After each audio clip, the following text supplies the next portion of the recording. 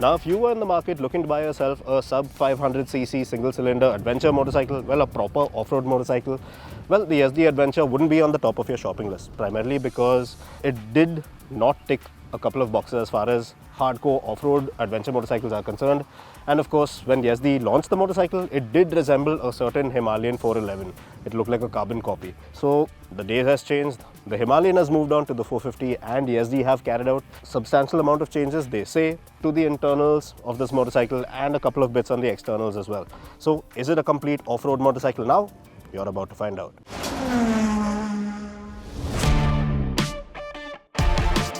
On the design front, Yezdi have executed some subtle but noticeable changes. Well, those big tank rails that were on there before have now shrunken down in size, and therefore help shave off some kgs of the bike's overall weight. The next thing you'll immediately notice is the level of fit and finish, which has clearly been addressed. The paint finish on the metal parts, the curved plastic bits, and even the quality of welds and even the sticker work, well, it all looks way neater than it ever did before.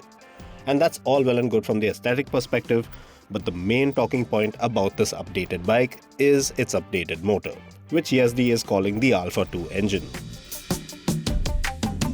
The engine that powers the Yezdi Adventure, now that is the same 334cc single-cylinder liquid-cooled motor that we have seen previously in the Java 350 Classic. Now obviously the displacement is the same, but then the power and torque, well, that has gone up to suit the configuration of this motorcycle. It produces slightly under 30 PS of max power, under 30 Nm of max torque, and the best part about this is that the previous Adventure model, well, it seemed to be lacking in terms of low-end torque because you really had to ring the throttle, get it to above 2500 RPM for that nice juicy torque to kick in.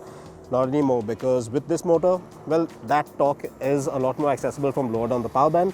Around 1500 RPM it kicks in nicely, and that really helps you when you're off-road in a sticky situation, or even if you're cruising around the city at low speeds. Before, well, it's not going to stall like before, so that's a real good thing.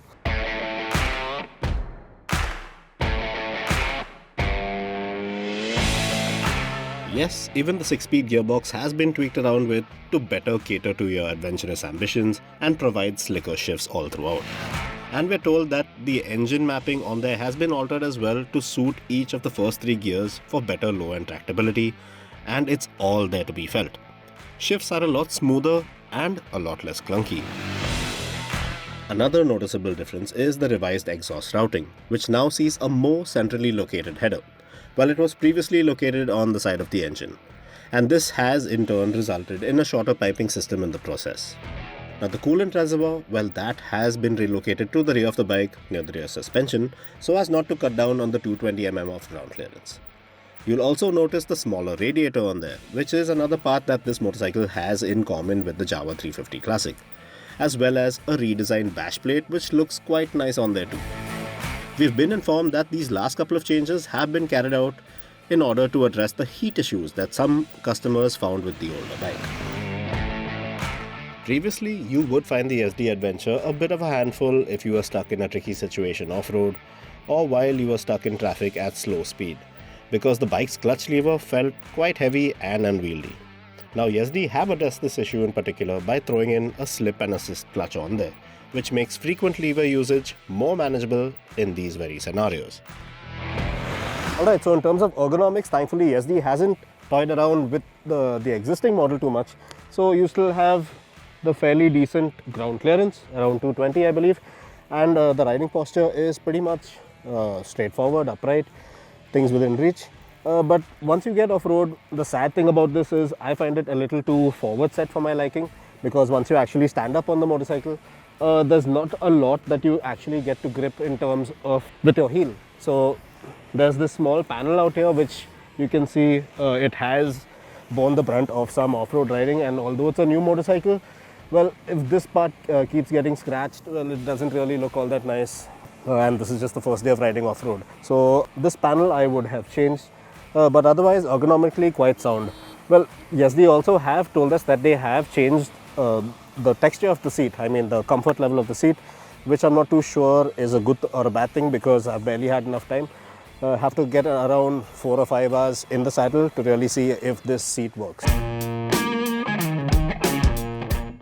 Now, the previous iteration of this motorcycle was known to be a comfortable kilometer cruncher rather than a thoroughbred off-road bike.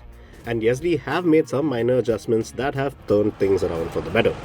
And although it's mainly to do with the tractability of the Alpha 2 engine, there's a little more to it than just that. Like, if you happen to drop the bike on one of your adventurous trails, it's not going to be as tough as it was before to get the bike back upright. That's due to the lower center of gravity now with the lighter tank rails. But if I had to pick out one standout odd bit about this adventure motorcycle, I'd have to talk about the midsection of the bike, which doesn't really allow you to get the best grip of this motorcycle while you're standing up and sending it off-road. Lastly, on the topic of features and tech, now you still get Bluetooth connectivity with turn-by-turn navigation, and like before, you also get some conveniently located charging ports. But no ride modes, no traction control, no fancy screen as well.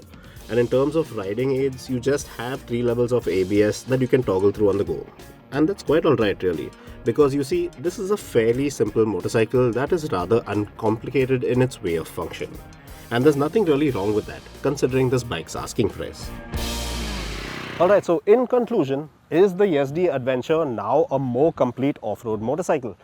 Well, in short, yes, it definitely is, because the company has been listening to all the feedback that it has been receiving from the media, from the customers. It has made a good amount of changes, not only to the aesthetics, but to the components and the actual functioning of the motorcycle. The fit and finish has gone up, the levels of fit and finish have improved, the NVH levels are a lot better, the ride quality is pretty decent, the same as it was before, pretty much, because of the damping, it has improved a bit. But then again, yes, performance, low-end performance, that's what this motorcycle was missing in the first place, and now it gets it. Now, this motorcycle is priced at around 2,10,000 rupees to 2,20,000 rupees, depending on the color scheme you choose.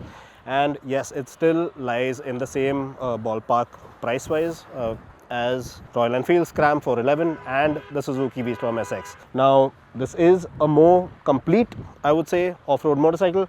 But the sad part is, this motorcycle, well, it is the motorcycle that should have been launched a couple of years ago in the first place. Now, it still appears to be slightly dated, but if you're in tune with the entire dynamics and the Yezdi brand, you will fancy this one a lot better than you ever did before.